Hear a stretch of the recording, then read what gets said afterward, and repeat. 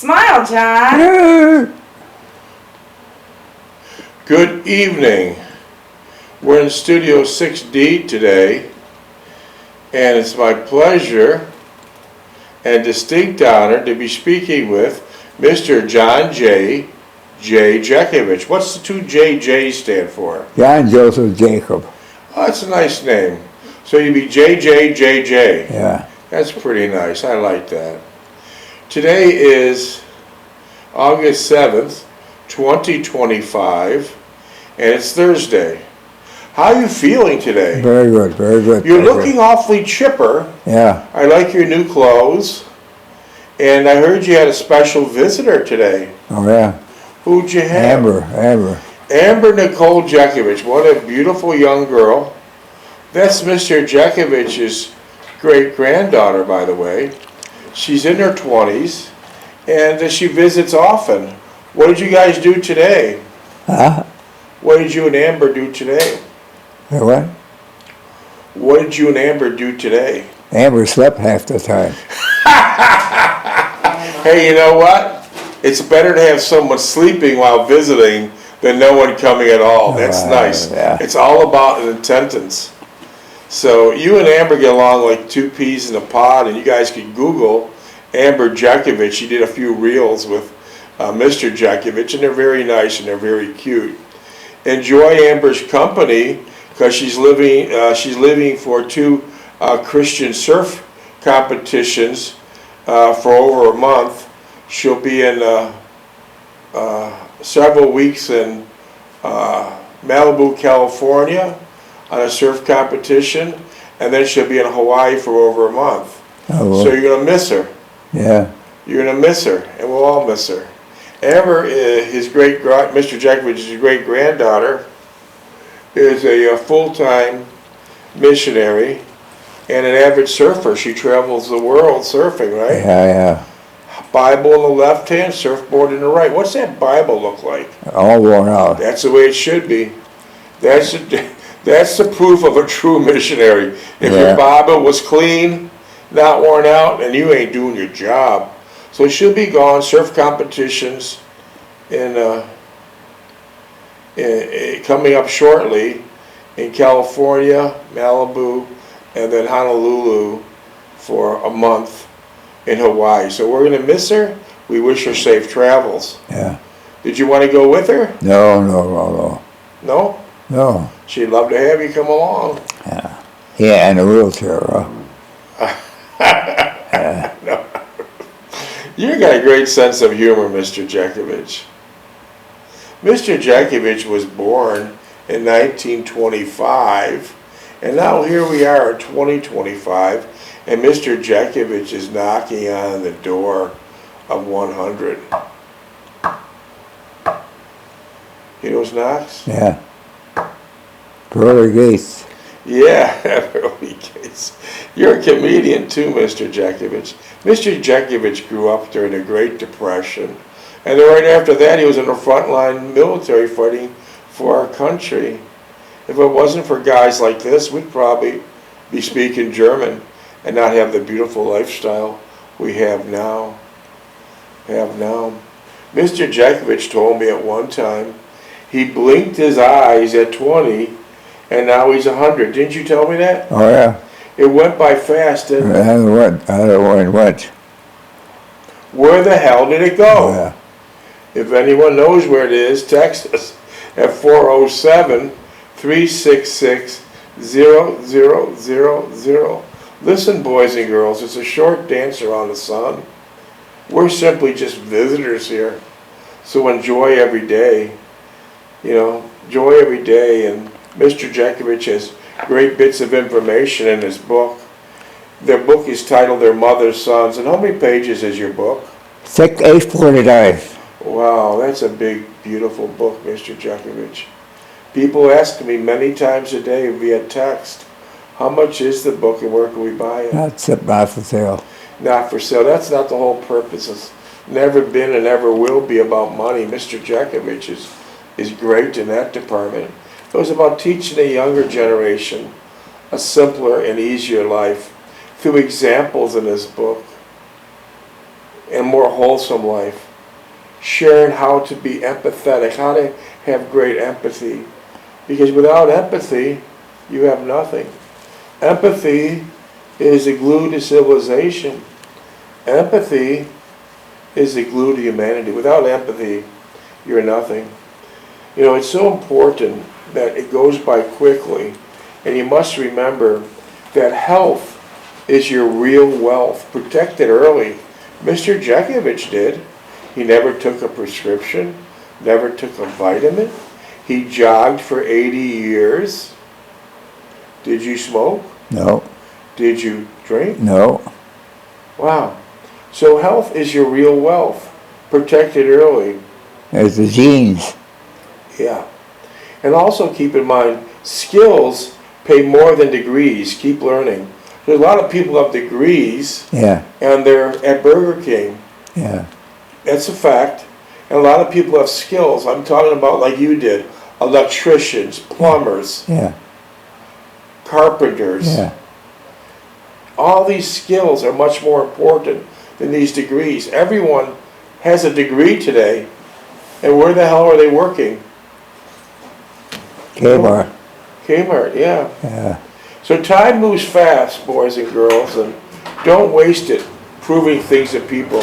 Who gives a shit? Don't prove things to people. Just be your own person. Remember, friends come and go. Here's a very important part. You do not want to outlive your money. It gets expensive getting old. You become a human cash register when you're old, right? Yeah. So save your money when you don't need to. You'll thank yourself later, right? Right. Choose peace over drama. It's not worth your energy to get in these fights over trivial matters. You want to be smart or you want to be right? That's what it gets down to. Your daily habits will definitely shape your future, right, Mr. Jeckovich? And remember, finally, in all the parts I read to the book, he sums it up this way. It's this one way he sums it up. The world owes you nothing. Work what you want. Yeah. Yeah. Work the hell what you want. Mr. Jeckovich was from Company H, the 2nd Battalion of the 291st Regiment of the 75th Infantry Division of the U.S. Army during World War II.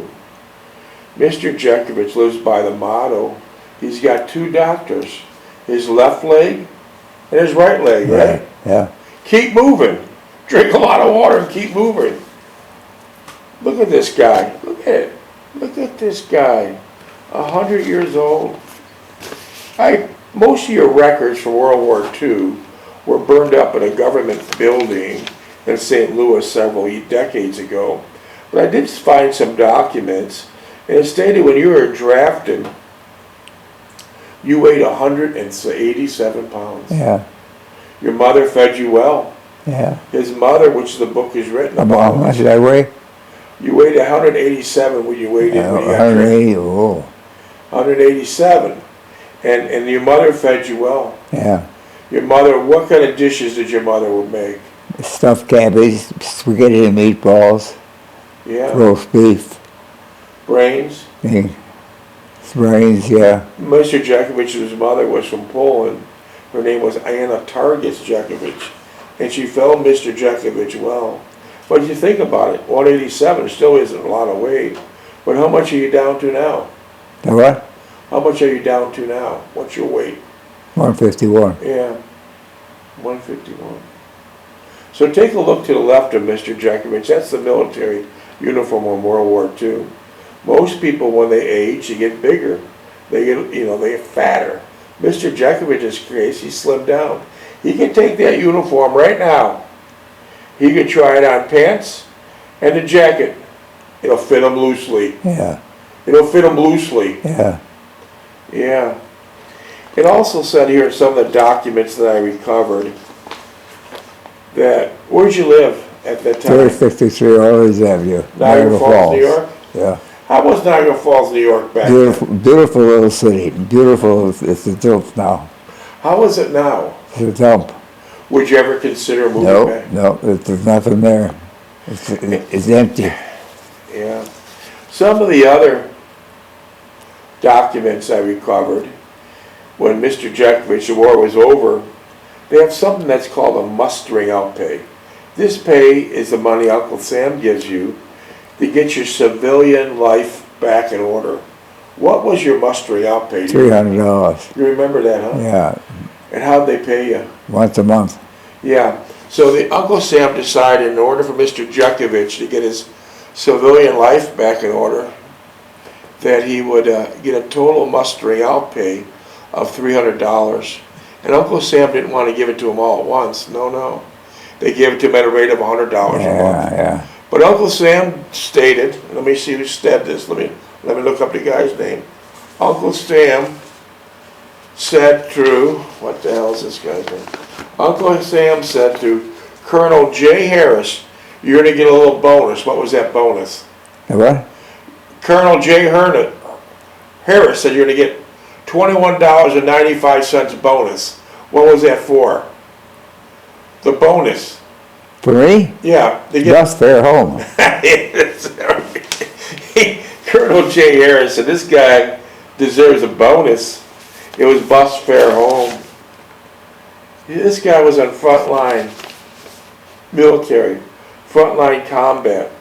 He didn't sit in the back room and type letters or dance or do musicals for the soldiers. He was the guys that made the war, frontline military. So you want to hear some of his medals he was awarded as a teenage boy?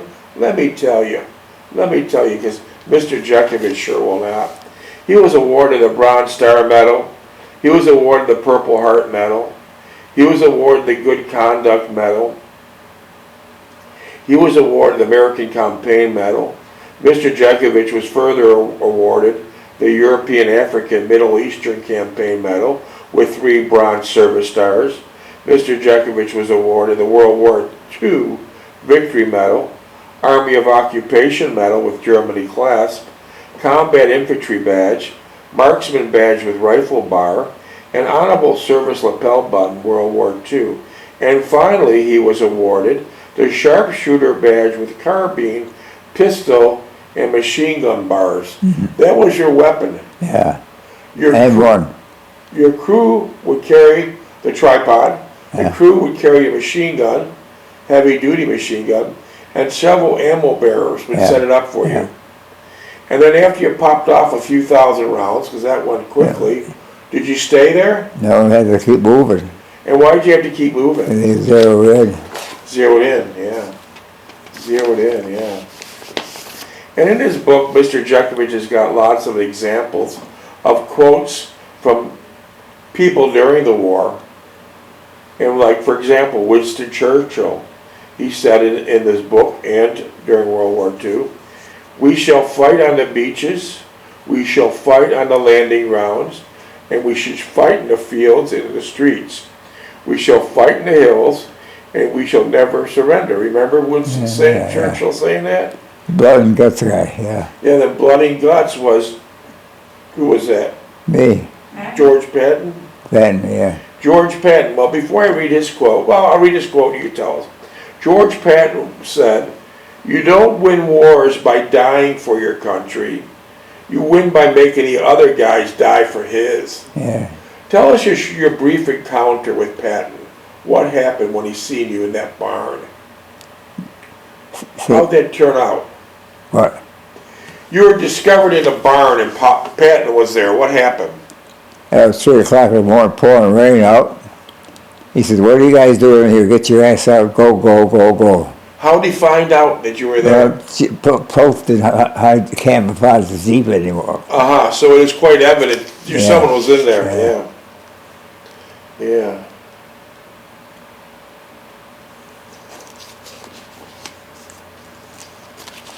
Yeah. So it's one big, beautiful book. Another quote from Patton. They used to call him blood and guts, and what did you say about that when Patton said? His guts and our blood. He was a very vocal guy. He also said, Patton said this, if everyone is thinking alike, then someone isn't thinking. Yeah. Because you have to have a lot of different ideas. Wow. And, you know, quotes like this and examples like this go on in this book. So, we read his book one time around, 849 pages. We're the second time around. We're on chapter 8, Crossing the Channel, page 223. A little background, Mr. Jeckovich was in Haverford West. He found a nice girlfriend there named Jean Rowland Young, and he's saying goodbye to her, and he's actually going to the front line at this time. So, can I have a minute count, please? Never did find her. Well, you brought 14 minutes. You brought up a good point. We found all Mr. Jeckovich's other girlfriends during World War II. He had about 4 of them. I still don't understand how do you have all these girlfriends when you're fighting a war, but he managed. This girlfriend we're talking about now is a beautiful young lady, Jean Rowland Young. And like I said, we found the other girlfriends. In fact, one of the girlfriends, Mr. Jeckovich, called some time back. He promised he'd call her, but who knew? Who knew that his promise would take 80 years to call her back? He did, and she answered the phone. Anna Mahaney. Anna Mahaney. How'd she sound? Feeble. Okay. Mr. Jeckovich was probably thinking, as he remembered her as a 20, 21-year-old girl, maybe younger, and now she's in her 90s. She did answer the phone. How's that? She did answer the phone, and the conversation ended, and what'd you do after that? Yeah. I just hung up, took a picture up, put my mother up there. Yeah, he had Ann's picture in his office for decades, and he removed it after that phone call, and the paint on the wall was stained, discolored, and then he put his mother's up, and that's pretty much why we come to the book also. Their mother's sons. Where'd you put her picture? Wrapped it up in a towel and put it in the filing cabinet. Yeah. But the point Mr. Jeckovich made about Jean Rowland Young, let me tell you what we've done so far. She's from Haverford West, comes from a tiny cottage, just like all those cottages are tiny. Yeah. Her father was a mayor, and she had a typical nice mother that was a homemaker. And we went to great extensive work finding her. We failed. And I'll tell you what we did so far. We had a couple private investigators knocking on doors in Haverford West around the cottages. No, to be found. No one seems to know. All the records in the city hall don't indicate anything for those years. We also had our buddies at the Daily Mail. You can read this story. It's a really nice one. Google it. John Jeckovich, the Daily Mail. They did a full-page story. A full-page story. Now, this is not a mom-and-pop circulation newspaper. This circulation on some days have a circulation of 1 million, Daily Mail, London, England. And they did a full-page story on Mr. Jeckovich looking for Jean Rowland Young. It was a beautiful story. You can read it. It's in Google. And we came up with no leads. And we had other people that lived in the area do some research. It came up empty. We're not going to give up. We'll find out. We'll find out. We know what his other girlfriend, Renee, who was a Roman Catholic nun, she got word at the convent that the Nazis, when they occupied Paris, killed and tortured her mom and dad. I imagine her mom and dad were only in their early 40s then, because she was a young girl, 20s. And then she stayed in the convent, and then shortly thereafter, she got notification that her 2 teenage brothers were also killed and tortured by the Nazis. So for some reason, she questioned her faith. She left the Roman Catholic convent, and she went to downtown Paris, and she had set up an art studio. Resistance, yeah. What did she do at the art studio? What? What portraits did she paint at the art studio? German soldiers' faces, officers' faces. SS, high-ranking soldiers. She was a beautiful artist, I'm told. And she was like a fly on the wall. She's now in the French Resistance. Yeah. And she's gathering data for the French Resistance from what these German soldiers, high-ranking soldiers, might or might not be talking about when they're painting their portraits. And did you ever go down to the French Resistance? Yeah, what? What happened when you went down to the French Resistance headquarters? It was a rat hole. Where was it? Down in the sewer. Yeah. but they weren't found. So eventually, Renee and came soon. What happened to Renee? Renee got, well, as she's paying those German officers, they would gossip among one another, and they would drop a lot of good information. And she relayed that information to the Allies. And what finally happened to her? And then they finally found out over her and threw it in the road and shot her. So that's what happened to Renee. So we're still optimistic about Jean Rowland Young. We don't want to leave any stone unturned. So I'm going to pick up reading Haverford West is at right now.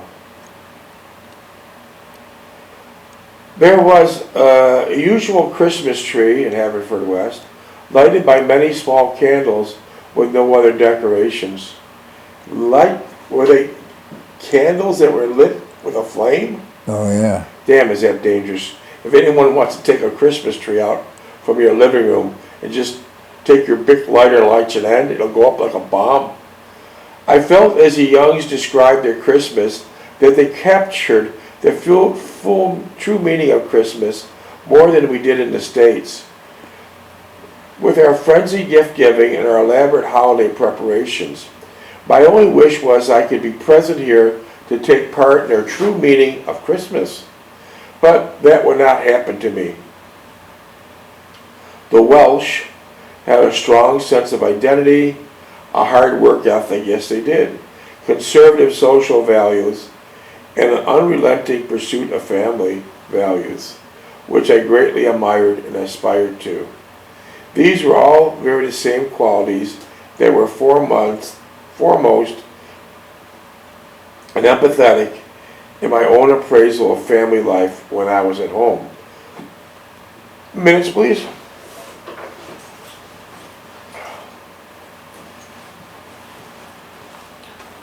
Seven and a half. As we walked about outside, as was our custom before I left for the night, I asked Jean what she wanted to do for the weekend. She hesitated slightly and then said that she enjoyed our ride last Saturday and would like to do it again.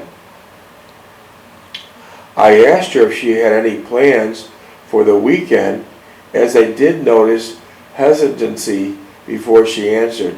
She shook her head slightly and whispered, "I detected in your voice that this would be your last weekend here." My hesitation was more of a reaction to that. I told her then that the advance party had left several days ago. What's the advance party? They get set up in the other place we're going to. And then they Get call the you. bills and everything else. And then they call you. Yeah. Okay. They call the company, yeah. Which meant only one thing. We will be leaving shortly. She said nothing, but I could see that she was affected by what I had said. I took her hand and held it firmly, caressing her fingers as I had Anne's on many occasions. The drone of heavy bombers was more pronounced for some reason, perhaps because there were so many more than the previous nights. There was also more Spitfires streaking the skies, which added to the pandemonium above us. At times we could not hear one another to the planes overhead. So the planes above you were so loud. Oh yeah, the Spitfires were squeaky, and they got the blue flame coming out of their rear end. And what kind of engines are those Spitfires? Rolls-Royce. Rolls-Royce motors, yeah. Suddenly it overcame me. I felt as if I were waiting for something to happen, and I was counting on the time before it did. It was very much like the time when I go to the dentist or give an oral topic in school. I'd be counting the time left before the dreaded event took place. Another 2 days of school, 3 more times to listen to the Lone Ranger, and 2 more lunch periods before the fatal time. Give me any topic, or to visit the dentist. Oh, that's interesting. Then it would be over. I would blunder through the oral topic or agonizing anguish at the dentist's, but then it was over. The sensation of relief and a state of euphoria of the dreaded task being over and done would overwhelmingly leave me in a limp and exhausted from emotional toll it extracted from me. The feeling of the upcoming events combat was such the same, with one glaring exception. This was a life or death, this was a life or death proposition with no reprieve or canceling out. I would not be over with this the next day or even the next year. Jean stopped, turned to me, reached up, quietly kissed me gently on the cheek, and then asked almost in a whisper what I was thinking about so deeply. This brought to me the reality. I quickly explained, without hesitating, that I would miss all of this, her family, this town, and especially I'd miss her most of all. I did not want to leave, but would be content to spend. I would be content to spend the rest of my life here with her and her family. I felt that she wanted to say more, but settled for saying, "Well, shall all miss you terribly, and we've gotten quite attached to you." She then put her arm around me by saying, "I don't know when, if ever, I'll talk to you much about, I don't know when, if ever, I've talked so much about myself to anyone, or giving my innermost thoughts and desires." I drew her closer to me as if I was to acknowledge her sentiments and perception, for I was in complete agreement with her own thoughts. Not wishing to pursue it any further, minutes please, I talked about our plans for tomorrow.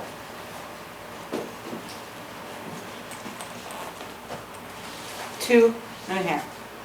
I talked about our plans for tomorrow, Saturday, and a little bit about Sunday. She said she would take the bicycles out a little way, but not stop for a picnic, and it was too cold for that. Instead, we would ride to a little inn for a snack and rest up, and then bicycle more until we got tired. I jokingly related that she could ride half the night before she got the slightest bit tired. So let's talk about this. In Haverford West, there was no cars. No, it was all bicycles. All bicycles. Yeah. And you just were right in service at this point, about 6 months in hard training, doing 25-mile hikes. Yeah. But this girl, Jean Rowland Young, in your letters you state she was in better shape than you. Huh? She was in better shape than you. She could ride forever. Well, yeah, she got a bike all the time. She got a lot of exercise. So she'd go forever on that bike. Yeah. Yeah. Did her mother and father use a bike too? Oh, yeah. Well, you just got done 6 months of training hard, 25-mile hikes, and you're serious that this girl was in great shape. Oh, yeah. Unbelievable. And everyone else was too. But, Everyone else was too yeah. in Haverford West. Oh, yeah. I don't think you've seen any fat people there. No. No fat people. No. Riding bikes every day. Wow. So it was getting cold and she wanted to just go to the inn. So you rode your bicycle to the inn, right? Yeah. Could you tell us a little bit more about that last bicycle ride? With Jean, Yeah. How was that last bicycle ride? we took a ride way out and we went too far and it was getting dark. I said, we better turn around and go back. It's getting dark. And when you were riding your bicycles, did you see the Spitfires? Yeah. When you were riding your bicycles, did you see any other bike traffic? No. Did you see any horse and buggy traffic? A lot of that. Yeah. Yeah. Describe the grounds. What do the grounds look like? You're driving on a cobblestone road. What did the land and everything look like? It was a farm country. It's farm country. Explain to us. What did it look like? Well, it's a good country, good farm country. Fresh air. Fresh air, yeah. Nice people. Nice people, family people, yeah. Good people. Yeah. Yes. 5 seconds. We'll pick this up tomorrow. Got another one in the books. Oh,